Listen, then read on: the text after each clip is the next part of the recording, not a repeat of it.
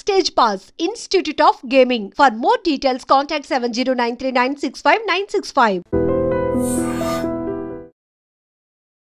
Hi hello namaste welcome back to iDream media. ఈరోజు మనతో ఉన్నారు హైకోర్టు అడ్వకేట్ అలాగే ఇమిగ్రేషన్ కన్సల్టెంట్ అయిన H1B వీసా కన్సల్ట్ సంబంధించిన పూర్తి వివరాలు ఇవ్వడానికి పృథ్వీ గారు ఉన్నారు. సార్తో మాట్లాడదాం.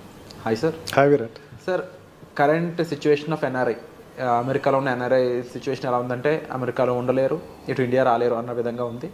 ఎందుకంటారు? అసలు ఏం జరుగుతుంది అక్కడ రైట్ నౌ?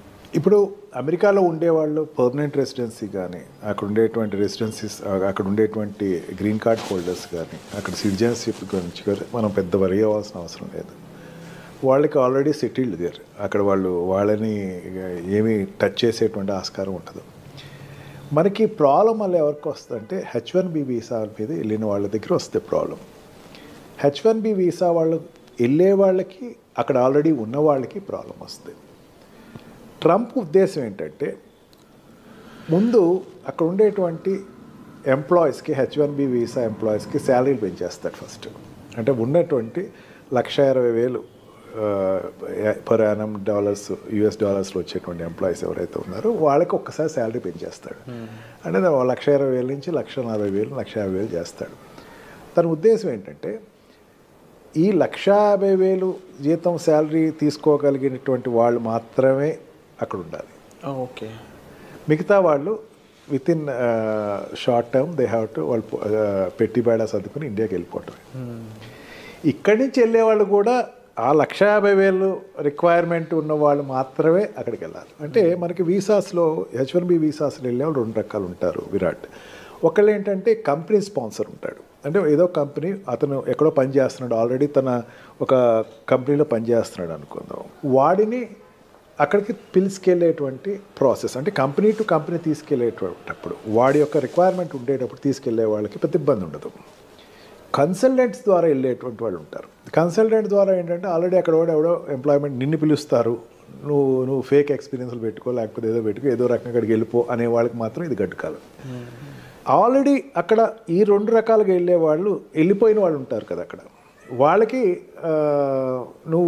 నీ ఇందాక చెప్పాను చూసారా, మీకు ఈ పారామీటర్స్లో $1,20,000 శాలరీ ఏదైతే ఉందో, US డాలర్స్ శాలరీ ఏదైతే ఉందో, ఆ శాలరీ కన్నా తక్కువ ఉన్న వాళ్ళు you better drop from the country అని చెప్పేసి ఒక 2 months టైం ఇస్తాడు.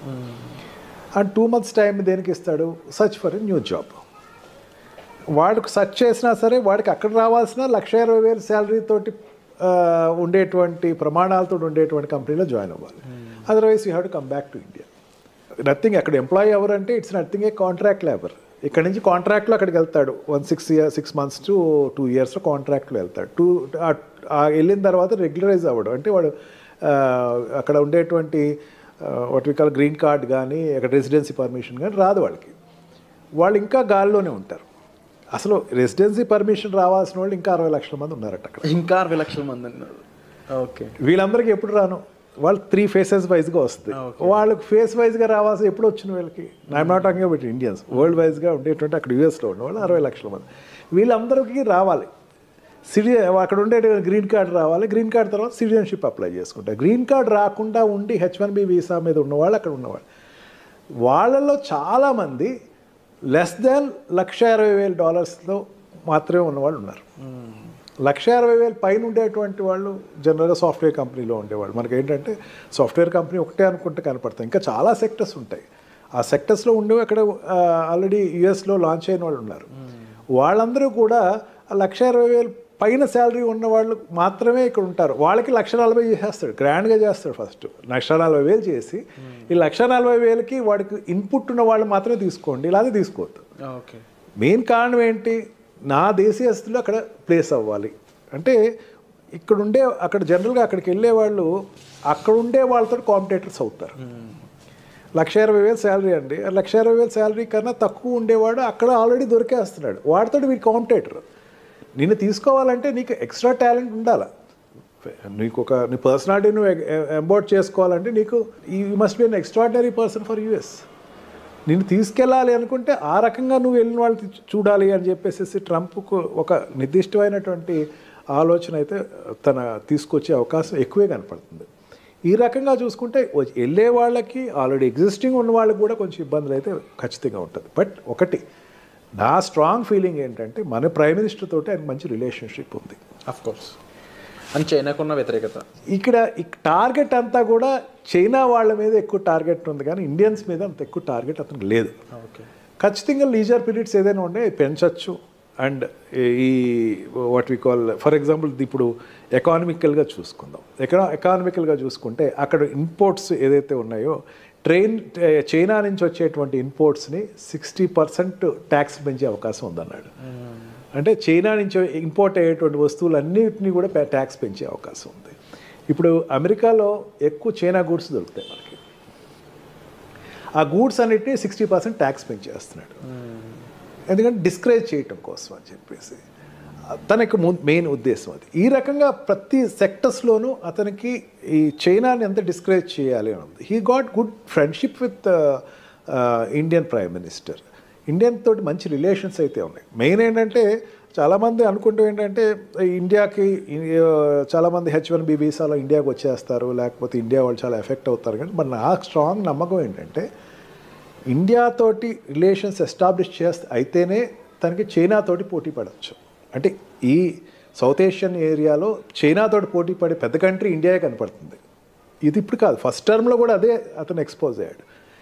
ఈ రకంగా చూసుకున్నా సరే ట్రంప్ ఉండేటువంటి తన పాలసీస్ అన్నిటినీ కూడా ఇండియా వైజ్కి వచ్చేసరికి కొంచెం లీజర్గా కొంచెం లీనియంట్గానే చూడొచ్చు. అందుకని అంత డ్రాస్టిక్గా మనకేం నష్టం రాకపోయి ఉండొచ్చు. బట్ వన్ థింగ్, కన్సల్టెంట్స్ నుంచి వెళ్ళేవాళ్ళు కాస్త జాగ్రత్తగా ఎక్కువ చూసుకుని ఫేక్లు తక్కువ పెట్టుకుని, ఫేక్లు కాకుండా ఒరిజినల్గా మీరు ఉండేటువంటి మీ ప్రజెంటేషన్ ఉంటే కనుక they will get benefited of it. Already అక్కడ ఎగ్జిస్టింగ్ ఉన్నవాళ్ళు కూడా ఇమీడియట్గా మళ్ళీ ఇంకో కంపెనీలో జాయిన్ అయ్యి ఇమీడియట్గా దాన్ని అతను what we call lean period ఏదైతే ఉందో ఆ పీరియడ్ నుంచి బయటకు వచ్చేసి వెంటనే ఇంకో దానికి ఎంప్లాయ్మెంట్ అప్లై చేసుకుని షిఫ్ట్ అయితే బెటర్.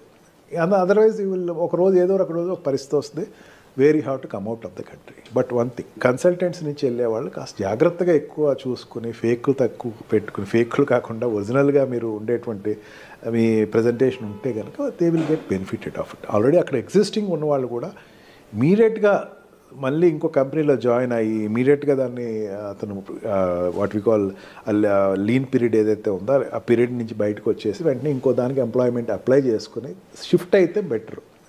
అదర్వైజ్ ఒక రోజు ఏదో ఒక రోజు ఒక పరిస్థితి వస్తుంది, where you have to come out of the country. చూడు సార్, తప్పకుండా ఈ పరిస్థితులు అనేవి ఏ విధంగా వెళ్ళబోతున్నాయని చూడాలి. దీనికి సంబంధించి మీకు ఎటువంటి హెల్ప్ కావాలన్నా సరే డిస్ప్లే అవుతున్న నెంబర్స్ కాల్ చేసి సార్ని మీరు కన్సల్ట్ చేయొచ్చు. Thank you so much.